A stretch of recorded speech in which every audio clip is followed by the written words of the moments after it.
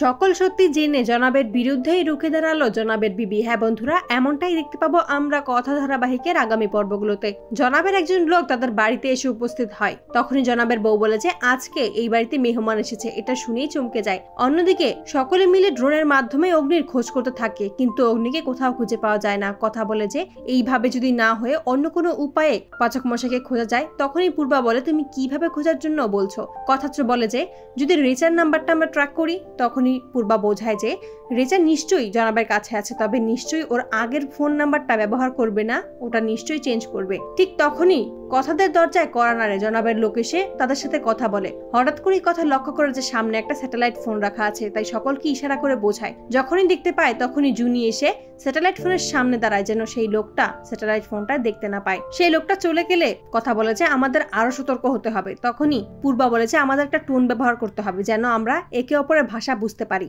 অঙ্কিত সকলকেই বলে আমাদের খুব প্রচুর সিগন্যালের প্রয়োজন, এখান থেকে সিগন্যাল পাওয়া যাচ্ছে না। কথা বলেছে আমরা যদি কাপড় মেলার জন্য নর্মাল তার ব্যবহার না করে যোগাযোগের তার ব্যবহার করি তাহলেই তো হয়ে যাবে। তখনই সকলে সহমত প্রকাশ করে কথা আসার জন্য।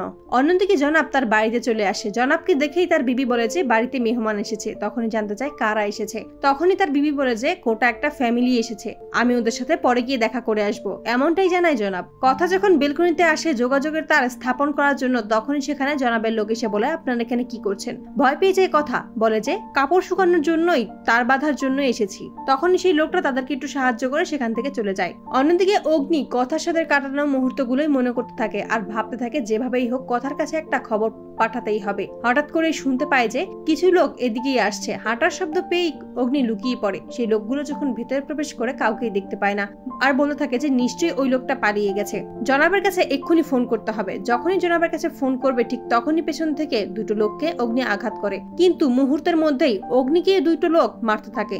যখনই অগ্নিকে বেশি মারতে থাকবে ঠিক তখনই সে ছোট বাচ্চাটা এসে উপস্থিত হয়। ছোট বাচ্চাটাকে দেখেই লোকগুলো বলে তুমি এখানে কেন এসেছো, এখান থেকে চলে যাও। আর অগ্নিকে শাসিয়ে সেখান থেকে চলে যায়। অন্যদিকে কথা বুঝতে পারে না সে এখন কি করবে, তাই জনাবের বউকে সকল সত্যিটাই জানিয়ে দেয়। জনাব কি নোংরা খেলা খেলছে, নোংরা চক্রান্ত করছে, সকল মানুষকে মৃত্যুর দিকে ঠেলে দিচ্ছে, সমস্ত সত্যি জেনেই জনাবের বিরুদ্ধে রুখে দাঁড়ায় জনাবের বিবি। তো বন্ধুরা তোমরা এটাই তো চাও যেন এইভাবেই সকল সত্যি জেনেই জনাবের বিরুদ্ধেই যেন জনাবের বিবি দ্বারাই কমেন্টে জানাও। আর নিয়মিত আপডেট পেতে আমাদের চ্যানেলটি এক্ষুনি সাবস্ক্রাইব করে পাশে থাকো। ধন্যবাদ।